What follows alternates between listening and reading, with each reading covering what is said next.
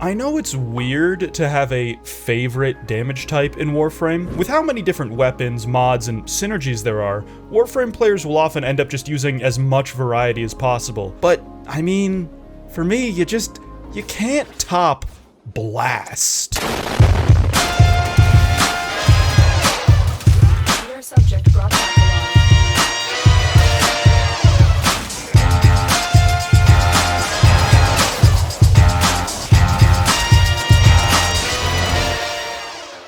Condensing the pure power of explosions into your weapons and being able to hit a dude with your regular sword that nevertheless explodes people carries a level of elevated swag that I don't really think can be topped. But blast damage wasn't always living in the limelight. In fact, owing to a lot of factors in Warframe that have changed over the years, namely elemental damage, blast was once comfortably one of the worst elements to have on your weapon. Our story begins in November 2013.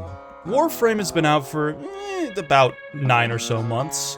Things are going pretty well for the game, which looks like this, by the way. But they're about to be better, because you see, Update 11, Valkyr Unleashed, is about to unleash its way onto PC, bringing with it Valkyr, Ember Prime, the Codex, and the addition of trading to Warframe, ushering in an era of economic tomfoolery that would last a good 10 years or so.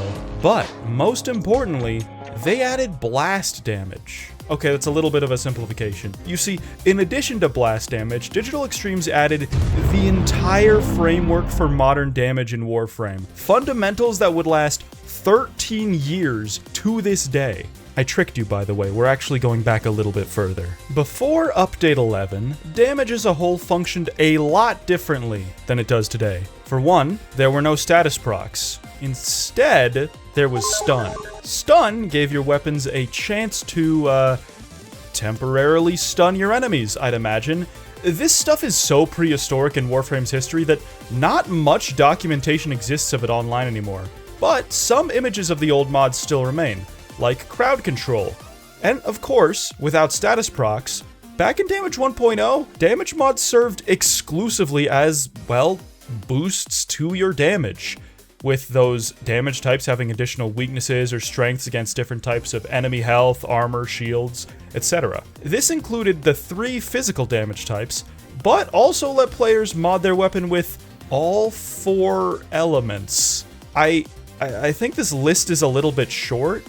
The 4-element system allowed players to act like Geraldo Wild Hunt, fine-tuning their loadouts to be as effective as possible against their chosen prey, and, no, they didn't do any of that. They actually just slapped every element onto their guns and obliterated everything. Hence, the rework. Damage 2.0.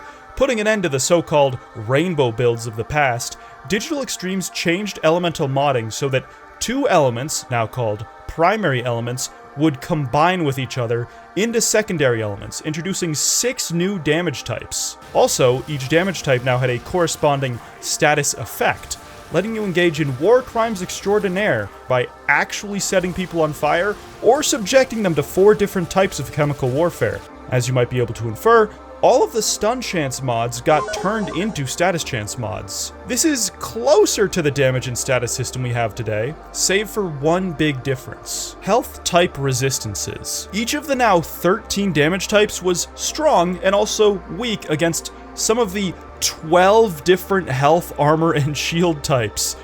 This was so much to keep track of, but thankfully, now Warframe players would finally be able to act like Geraldo Wild Hunt, fine-tuning their loadout to be just as... No, I'm just kidding again. They just found which of these new reworked elements worked the best and then focused on using those only. Enter blast damage, one of the new secondary damage types. Mixing the polar opposites of fire and ice, you were able to create a kinetic embodiment of pure force, and it was bad.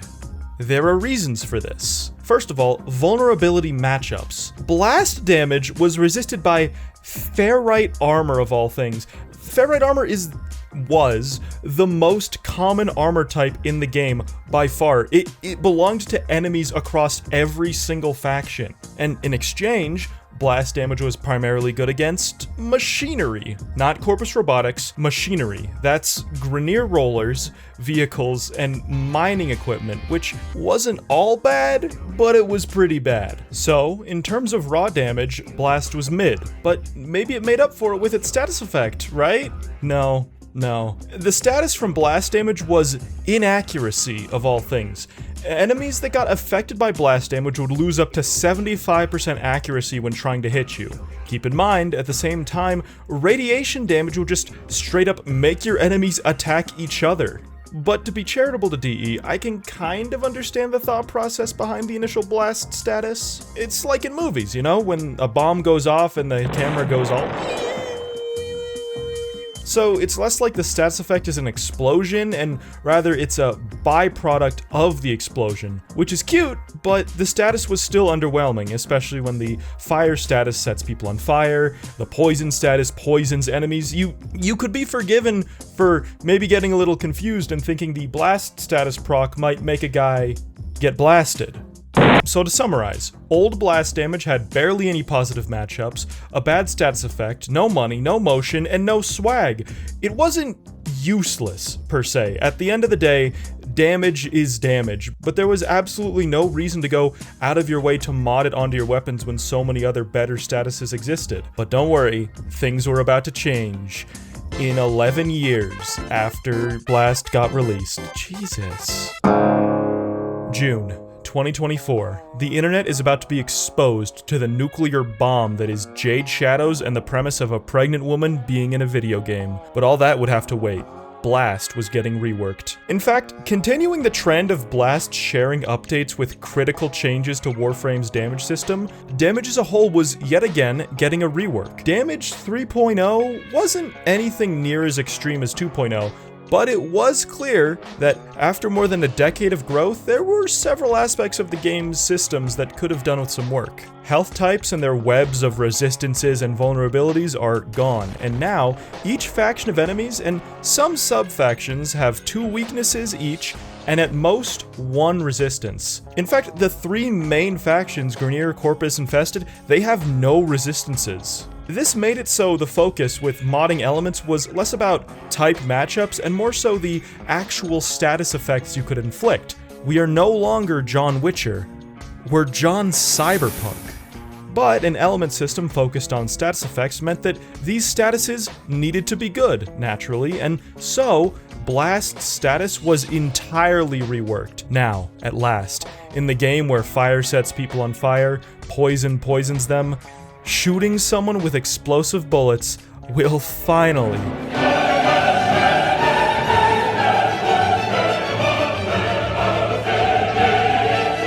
There's a lot of math to how it all maths out, but essentially, blast procs, after applied, will detonate if they reach 10 stacks, the enemy they're on perishes, or 1.5 seconds go by. These explosions deal a small amount of damage per status proc to their direct target, and a whole lot more per status proc to anyone nearby.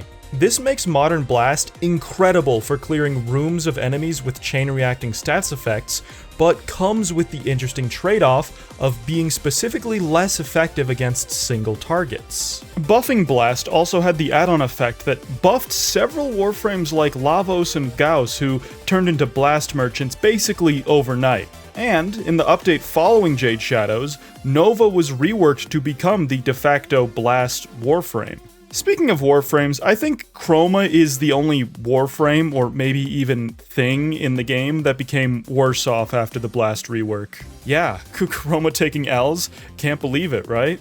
His augment, Vexing Retaliation, applies puncture and blast status around himself when he takes damage. The intent of the mod back in 2015 was to have the blast act as an accuracy debuff, along with the damage debuff that puncture provided. Nowadays, of course, it just adds a fart of a single blast proc and nothing else. Of course, this hasn't been touched in the past 2 years because Chroma is in fact the most destitute fraud Warframe bum of all time. There's even some hidden elite jutsu techniques that the government does not want you to know.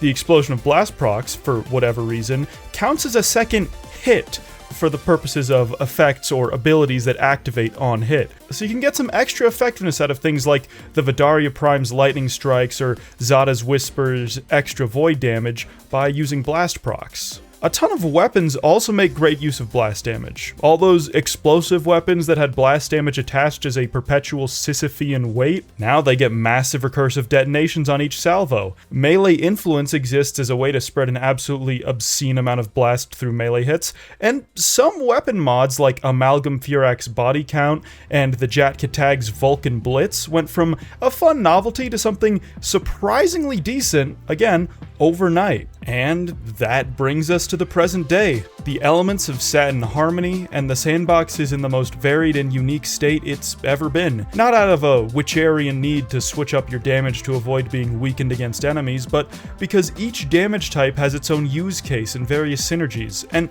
again, I don't think it makes sense to rank damage types, but I mean, in terms of flair and satisfaction, you just can't beat blast damage for me. In a way, the development of Blast is also tied to the development of Warframe. Shaky beginnings, a stable existence that nonetheless left a lot to be desired, and a new, flashy present brought about by iterative development and 1,000 other small changes over the years. And that's what I think is so fascinating about a game like Warframe. All these little threads that you can just grab one end of and start pulling until you find their origin point, by which point you will have intersected with several other mechanics you didn't even know existed. So, thanks for that, Warframe. Anyways, that's how I tricked you into watching a 2-word title Warframe video about a single damage type. Thanks to my supporters for making videos like this possible, and a special shout out to my Zeta supporters, Lunalaris Sun, The Duckler, Ryuku2, and Lilith Lilligan. You all are pretty cool.